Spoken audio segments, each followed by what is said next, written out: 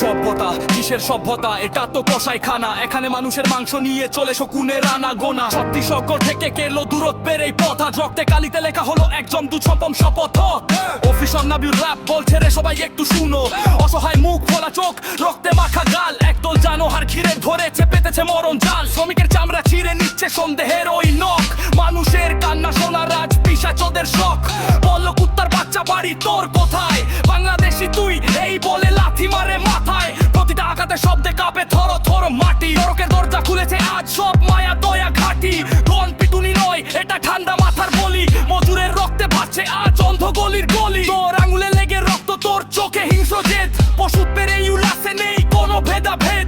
কেরলের রাজপথে আজ মানবতার ফাঁসি, ভিডিও ক্যামের লেন্সে শুধু ঘাতকদের অট্ট হাসি।